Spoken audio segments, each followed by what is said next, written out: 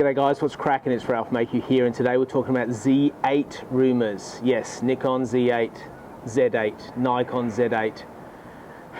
The debate rages on, and the Z8 is closer and closer because the days are moving forward. Now, these rumours come out of like 2020, and then in 21, and now in 22, and by the end of this video you'll get a prediction from me about what I think the future looks like and when this actual camera will come out. Some say it won't ever come out.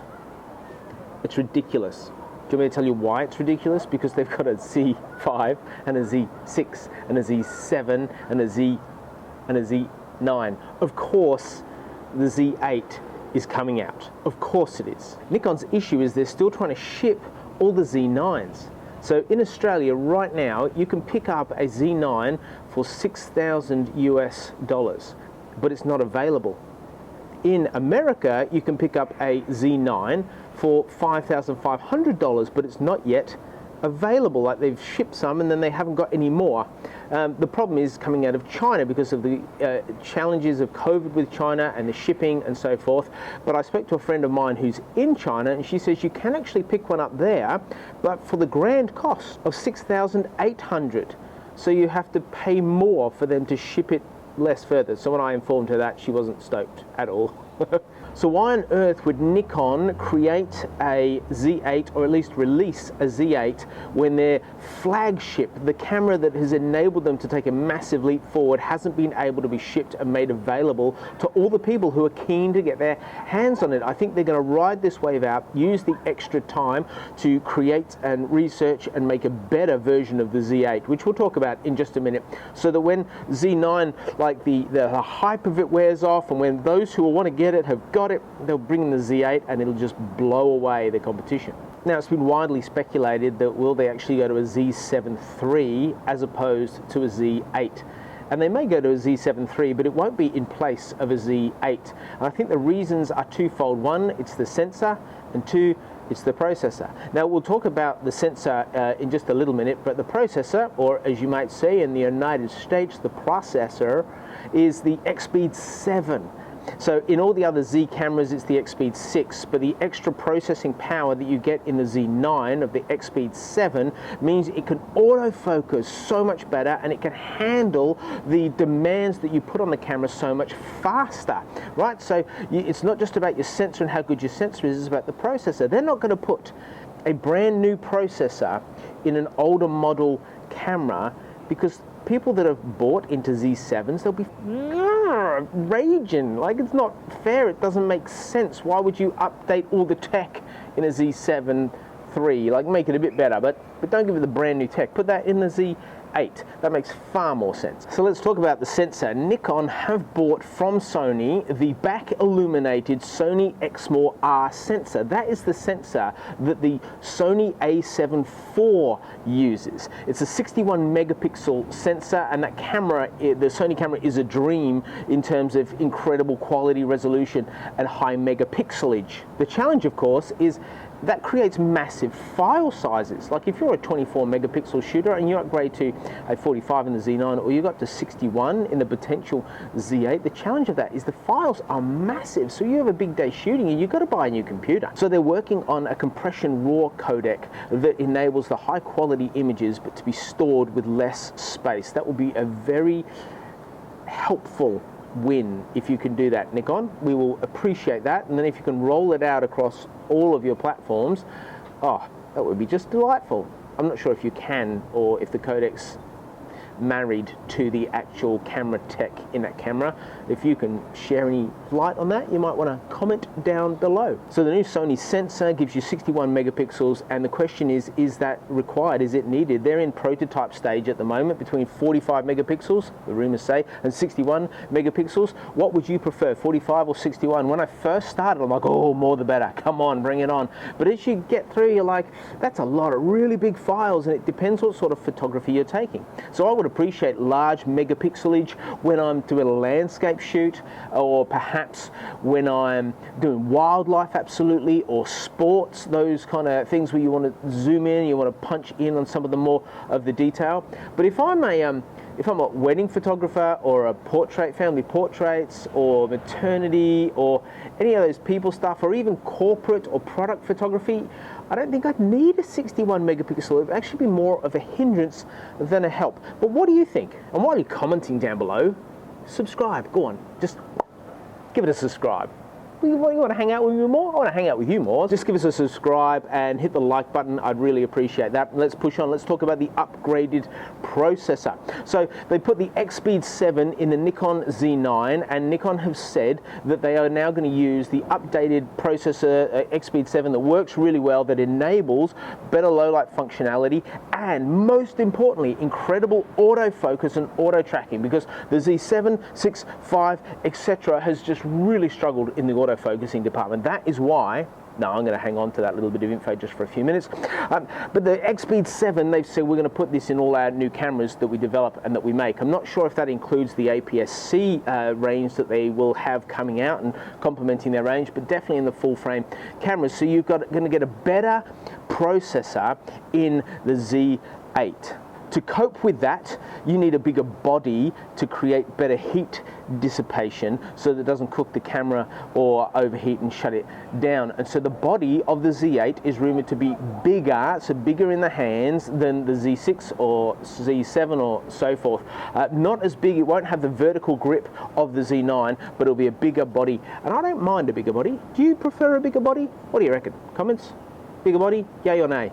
It seems obvious though that Nikon will do what Canon did, where they took their R5 and they boosted it with the technology of the R3. I think Nikon will take the Z8 and boost it with the technology that they developed in the Z9, but it won't be as good as the Z9, because then what would be the point of the Z9? What about other specs? So there's the ISO range is higher. It goes from 64 to 25,600, which is expandable to 32 up to 102,400. But between you and me, every time I go out for a shoot, you only want to tap and max your camera up to the point where quality is still retained with high ISO. Now sometimes you want to go extra ISO to create a grainy or a noisy image, but that's an exception to the rule. What you really want is a camera that just works perfectly within a range and says this is the range, because often you'll bump it up and you're like, look at the extra ISO I can get, and you'll get it on the computer at home and you'll be like, even if I move up the luminance and denoise, it just still doesn't look banging and popping like I would want it to look like. It has 6 stops, they're rumoring, of stabilization. That's epic.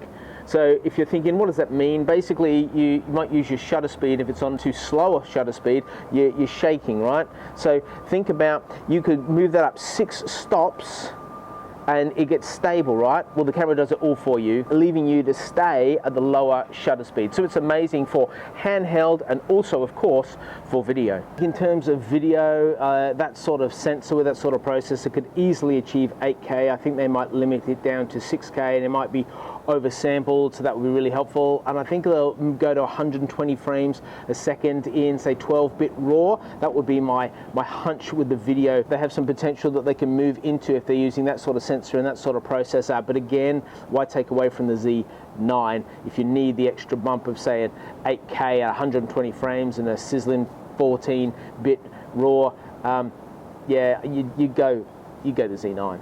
As you can see, my beautiful beard is still with us for another week. So if you would like to help me raise money for leukemia research and support of those with leukemia, you can do that in the link just down below. But in a week's time, facial nudity, here we come. It's rumored at 12 frames a second on an electronic shutter, and some of the people are asking for a bit more than that, but the Z9 is 20 with a buffer of 1000, I think. They don't want to do too much that means you'd never ever buy a Z9. So I think it'll stay around 12, and 12 for the people that might buy a Z8, I think that sits in a really healthy range of what you might want and hope from that camera. They're rumoring dual CF Express cards, and there's some debate about does it go that, or does it go one of them and an SD card, and probably it's user preference. I think it just boils down to that. SD cards are more used across the world, but if more high-end cameras start to use CF Express, then it will shift. You can actually get, by Angelbird, they sell a 4 terabyte CF Express card. Now you pay for it, but 4 terabytes? That's massive, right? Like, the mind boggles. Now, if you're shooting at 61 megapixel images or 8K video, you're doing it for a whole day shoot, then, well, maybe 4 terabytes makes a little bit more sense, but it still seems quite excessive. They also say that this new Z8 should be able to shoot 120 megapixel images. Now, that would be perfect if you're out doing a landscape shot and there's this incredible vista, you're like, I want to draw in so much detail. But let me explain really quickly how that works. They have this thing called pixel shift technology, where basically the sensor focuses on a portion of the photograph and uses all the pixels, so say you're 61 pixels, and absorbs the photograph, and then it moves the pixel along. So your camera in body takes several photographs and then processes them together. But it only works on 2 conditions. One condition is that there's absolutely no movement in the ground or the camera. So if it's a little bit windy or you're standing on a tectonic plate, you're not going to get it. But the other thing is there can't be any movement in the photograph because it's putting these things together, stitching together, and you want seamless at 120 megapixels. And most great images have a moving subject, whether it's the sun, whether it's water, or people, or clouds, or the stars. They're all moving. And so I'm not sure how that's actually going to work, but if it comes out, and if I get it, I'm going to have a play with it. If they put it in, and that'll make another video, won't it? You can also buy a Nikon custom-made camera grip from it to give you a vertical option, which is really, really handy because the Z6 and Z5, and I think even Z7, you don't have a Nikon vertical grip that you can add to that for extra battery power and obviously the vertical grip. So let's talk about my hopes for the camera, and so far it's looking pretty good, right? The Z8 is looking solid. We're pretty excited about it. I hope it has one of those internal curtains that come down when you want to change the lens. So the Z9 has that. So basically you take the lens off and there's a curtain there to stop all the dust getting in. I think the Z8, it would really go a long way if they had that built in. They may choose to go with a mechanical shutter as well as an electronic shutter. The advantage of that is if you shoot at 12 frames a second and you're shooting sport or you're shooting something that's moving very, very fast, you don't get any warp or any distortion in some of the image if it's a mechanical shutter. So it might be good to have that as an option. My personal preference, I think, would be 45 megapixels over 61. 61 is just a lot, and I'm not sure what that extra 20 or 15 megapixels would get you that you can't possibly get with 45, but I may be wrong, and I would love to hear your thoughts on that. And I also think a fully articulating screen, so a screen that pops all the way around, would increase its appeal to a wider audience and would really help those who are investing and buying in that camera. So that'd be amazing if they could do that. We know they've been able to do that with the Nikon Z which I'm vlogging on at the moment, but you'd be able to increase your market share on vloggers and people that might want to use it more creatively to do video or take stills with the screen coming out. So with a smaller body than the Z9, lighter, a higher megapixel count, if not the same, a little bit higher, great autofocus, great tracking, and great low light capabilities, what would be the price of this? Well, the Z7 right now in US dollars, you can buy one for $2,900. I don't know, every time I talk about price, there's people that go, I can get it for this. Yes, yes, yes. The Z9 at the moment in US dollars, you can pick up for $5,500. And so I'm tipping the Z8 to come in at $3,799 because for some reason people don't say $3,800. So that is my tip in US dollars, and we'll see when it comes out how close we got. I don't think we'll see the Z8 this year. I'm not even sure if we'll see it announced this year. My hunch is that in March next year they'll announce the Z8, and maybe in August they'll start to roll it out. And why is that? Because they've hit the payload with the Z9, but they haven't been able to get it into people's hands. And so I think as that hype increases, as people really want it, as more people are using it and going, this is incredible, as the camera is winning more and more awards, I think they've just got a wave to ride that they don't want to like kill the momentum of the Z9 by offering the Z8, because there's a lot of people like me who will buy the Z9. Yes, I'm going to buy the Z9. I'm resolved to it. Who would wait for the Z8, but I can't wait like a whole year for the Z8 to come. And I think if they're smart, they're just going to hang on to that that aspect of things. Let's wait till all those who are umming and ahhing commit to the Z9, and then we'll bring out the Z8. And the Z8 offers a great second camera if you're doing events like weddings, for example, where you need two bodies. And finally, as we wrap up, I think the Z9 re-established Nikon in the camera world. I was thinking they were down and out, and I was going to have to shift to Sony. I was thinking that was where it's going to be. But the Z9 has re-established them in the Nikon world, which is absolutely amazing and incredible, and they're kind of leading the way. I think they're going to capitalize on that tech and fill it in with the Z8, and so the Z8 will be another strong move for Nikon as they take it to Sony and they take it to Canon. Fuji? Who's heard of Fuji? Sorry, Fuji lovers, if you're watching this, thanks for watching all this way through. But the buffer that creates is that they can then look at developing more pro lenses and putting more pro lenses in their range to support the buyers of the Z9 and the Z8. Well, that's all I've got to say about the Z8 until it comes out, or I decide to make another video building on this one, but not repeating it. Hope you've enjoyed it. Love to hear your comments. Thanks for subscribing and liking. I love hanging out with you guys, and please say good day in the comments. It's always great to get to know you guys and see what's going on for you, and so we can share this wonderful life and love of photography together. Thanks everybody. See you later.